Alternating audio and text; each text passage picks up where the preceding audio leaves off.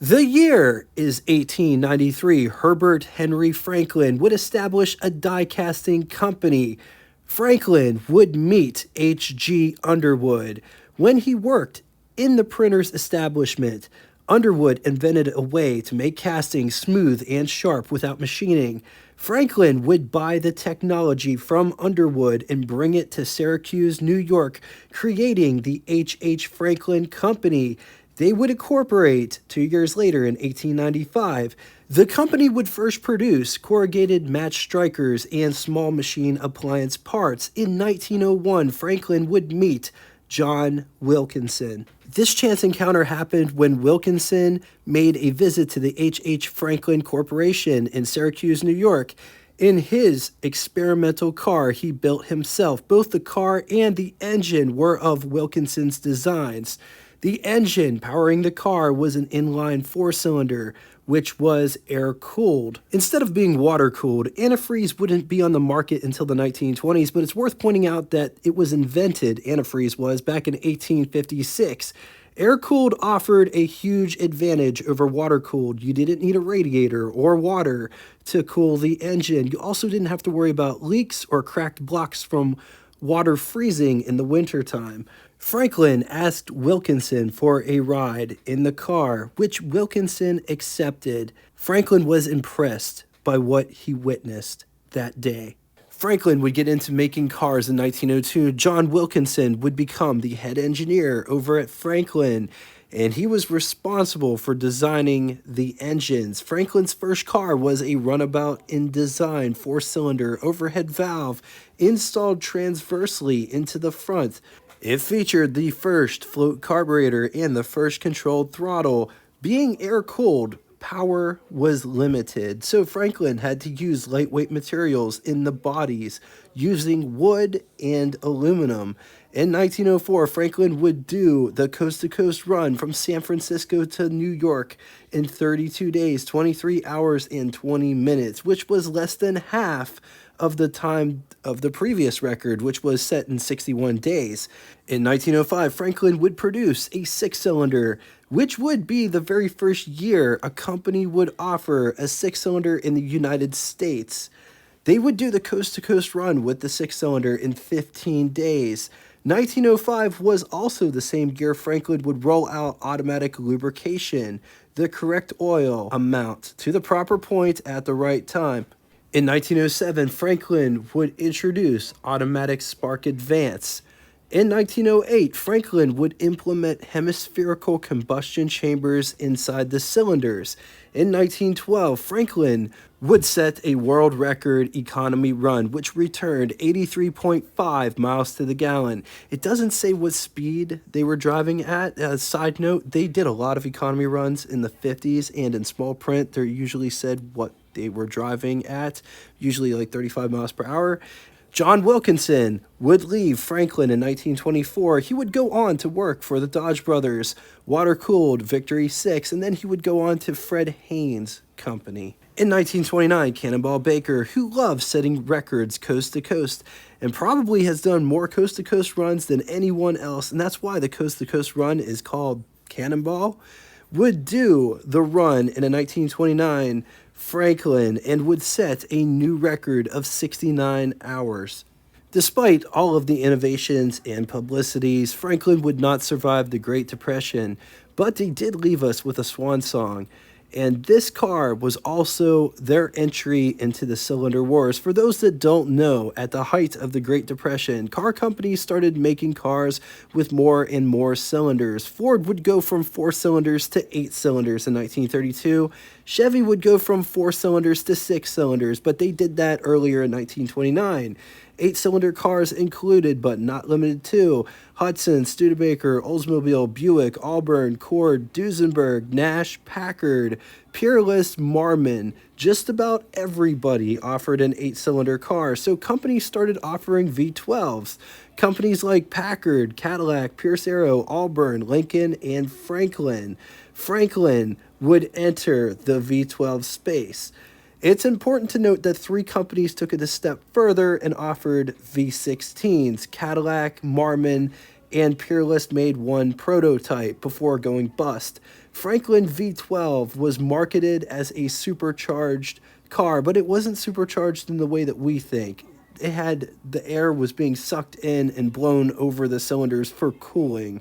That was their term of supercharging. Franklin would only build around 200 of these cars from 1932 through 1934. It's also worth mentioning that they did offer a junior series called the Olympic, which was powered by an inline six.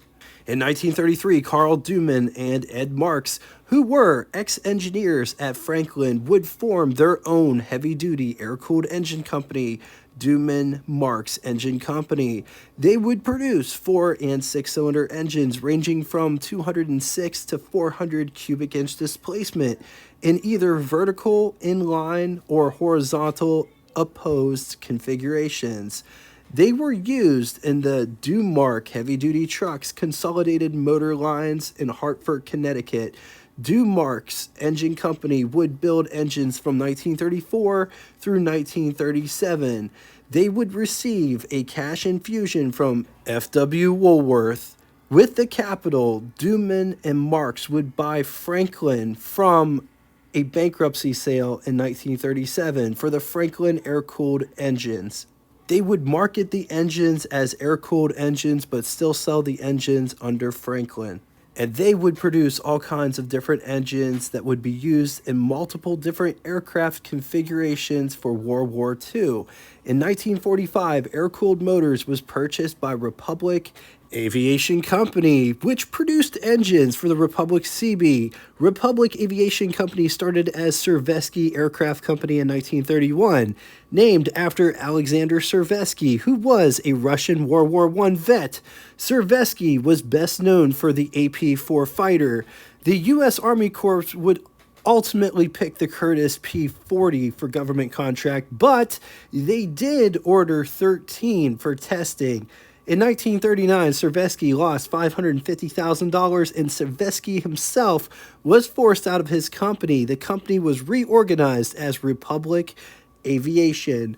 Republic would build the RC-3 CB from 1946 through 1947, producing 1,060 units. It was powered by the Franklin 6AS-215-BSF horizontally opposed 6-cylinder, good for 215 horsepower.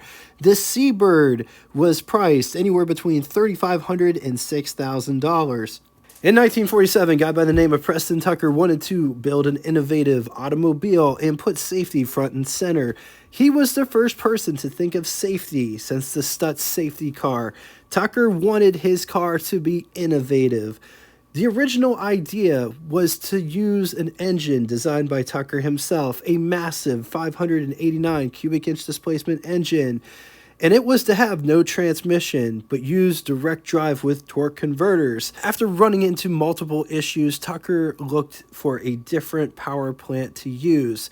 He would buy Air-Cooled Motors Incorporated for $1.8 million to have a steady flow of engines.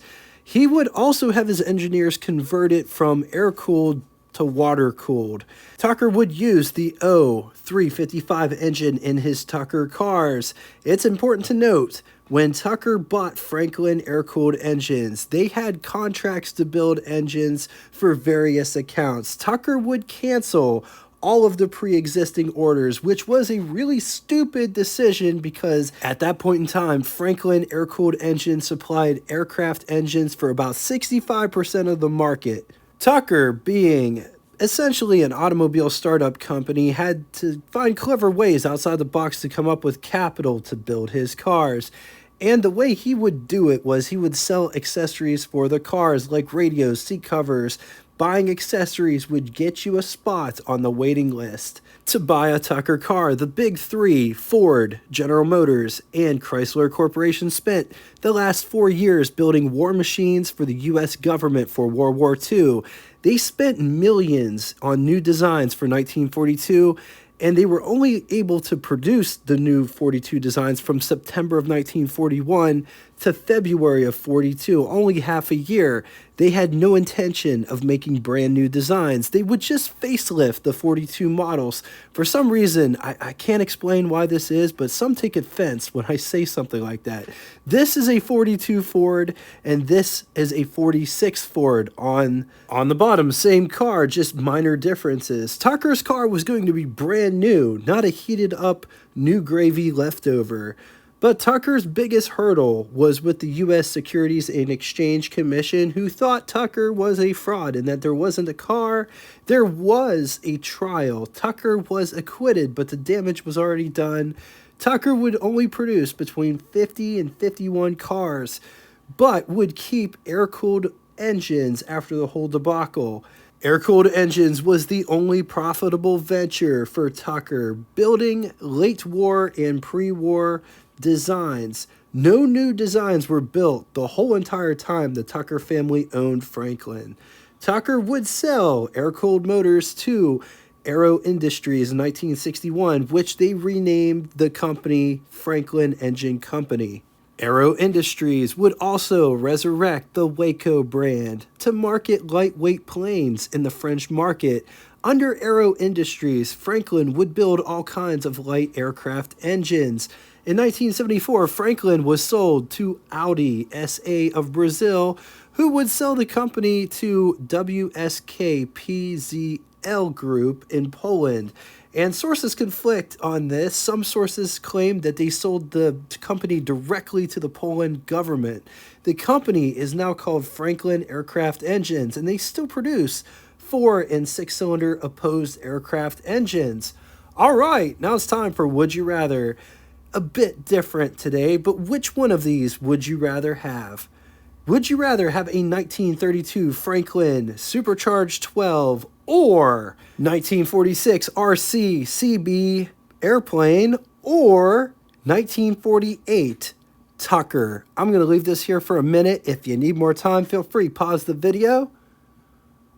Now it's time for Name That Tune. First person to give both the name of the band, song title, and the lyric that comes next will have their comment pinned to the top of the comment section. They don't give a damn about any trumpet playing. Looking for what comes next, as well as song title and band that performs that song in the comment section. First person to do that will have their comment pinned to the top of it. Thank you all so much for coming out and watching this. If you'd like to get in touch with me, shoot me a comment in the comment section below, or you can always send me an email at what_its_like@yahoo.com. Thanks again for everything that you guys bring in the comment section. And until next time, toodaloo! Okay, I got another package from a viewer. And I apologize. I didn't open this. My wife did. She thought it was for her. But I haven't been in it yet. So...